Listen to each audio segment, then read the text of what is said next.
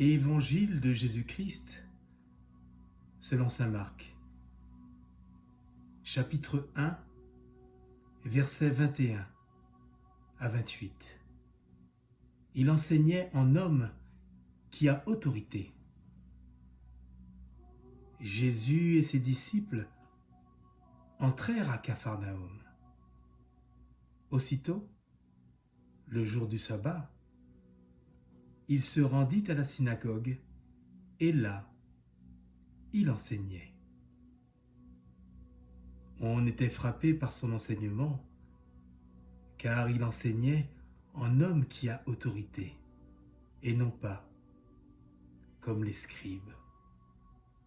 Or, il y avait dans leur synagogue un homme tourmenté par un esprit impur, qui se mit à crier : « Que nous veux-tu, Jésus de Nazareth? Es-tu venu pour nous perdre? Je sais qui tu es. Tu es le Saint de Dieu. » Jésus l'interpella vivement. « Tais-toi, sors de cet homme. » L'esprit impur le fit entrer en convulsion, puis, poussant un grand cri, sortit de lui. Ils furent tous frappés de stupeur et se demandaient entre eux : « Qu'est-ce que cela veut dire ? Voilà un enseignement nouveau, donné avec autorité. Il commande même aux esprits impurs et ils lui obéissent. » Sa renommée se répandit aussitôt partout, dans toute la région de la Galilée. Acclamons la parole de Dieu. Bonjour frères et sœurs en Christ. Ils furent tous frappés de stupeur et se demandaient entre eux : « Qu'est-ce que cela veut dire ? » Aujourd'hui, la parole de Dieu nous incite à nous laisser saisir par le Christ et par la force de son amour qui vient libérer l'homme du tourment qu'il habite et qui l'enferme. Il nous arrive nous-mêmes d'être confrontés au surgissement du mal en nous, ou dans nos vies, ou dans la vie de nos frères. En effet, qui d'entre nous n'a pas ressenti dramatiquement, au plus profond de lui-même, cette sorte d'angoisse que constitue le mal lorsqu'il s'empare d'un autre, à fortiori de nous-mêmes. Le mal, lorsqu'il surgit avec cette sorte de brutalité dans notre vie, nous tient stupéfaits et résiste à toutes les tentatives d'explication que nous pouvons élaborer. Dans le récit de l'évangile de ce jour, le mal s'impose là, où on ne l'attendait pas.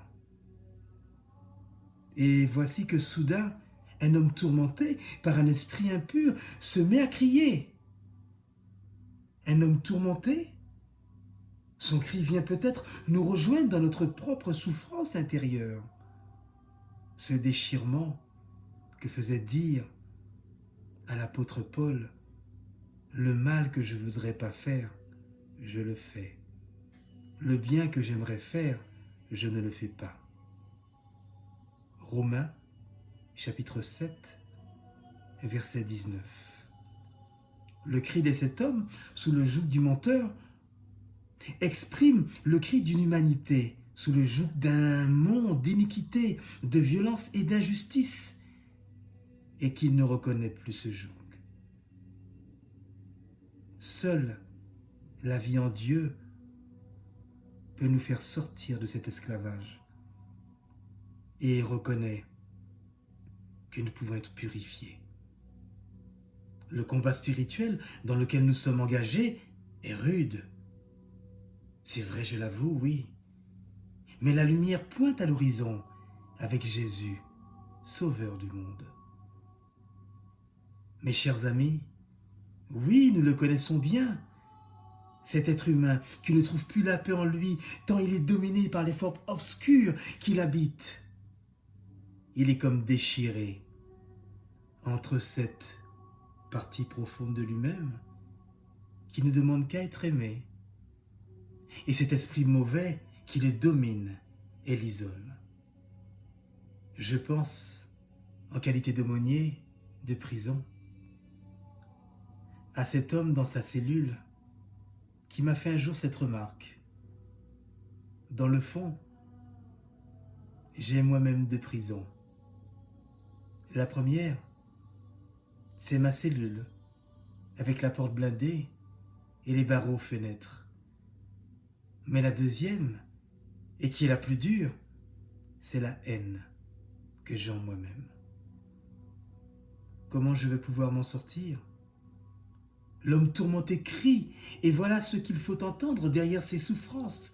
Il crie parce que, dans son désordre intérieur, il n'est plus capable d'une parole qui ouvre à un échange avec l'autre. Il crie, et c'est l'appel de l'homme perdu, qui en Jésus vient rejoindre dans le cœur de Dieu, qui n'a qu'une passion, celle de l'homme sauvé, remis debout et libre pour l'aimer. Bien-aimé du Seigneur, dans ce combat spirituel, il faudra bien perdre quelque chose, je l'avoue, oui. Mais je pense à toutes ces puissances qui gouvernent le monde, l'amour de l'argent, le culte de notre propre image, la jalousie en face du bien que l'on voit chez autrui, le culte du succès, la course à la première place. Et nous n'en finirons pas de dresser la liste de tous ces petits démons qui nous habitent. Es-tu venu pour nous perdre? Demande l'esprit mauvais. C'est ainsi qu'est manifesté l'esclavage de cet homme. Qui parle? L'esprit mauvais? L'homme esclave de l'esprit mauvais? La violence qui exprime cette difficulté d'identité, la rendant manifeste. L'esprit mauvais le secoua avec violence et sortit de lui en poussant un grand cri. Mais oui, Jésus, tu es venu pour les perdre, j'en suis convaincu, oui. Dès ton départ de Nazareth, nous te voyons renoncer à la puissance qui t'aurait permis et qui te permettrait de dominer le monde. Parce que ta seule puissance, c'est celle de l'amour. Et il n'y a pas d'autre autorité que celle de ta vie donnée pour l'humanité. Et c'est pour cela que tu as refusé la note de la toute-puissance, qui évoque l'expression de l'homme tourmenté. Tu es le Saint de Dieu. Aujourd'hui, mes chers amis, mes chers frères, mes bien-aimés, demandons au Seigneur le silence. Et c'est désormais dans ce silence que cet homme jadis tourmenté va renaître à la paix intérieure. Encore une fois, demandons au Seigneur, à travers ce silence, de venir faire taire en nous tout ce qui nous tourmente,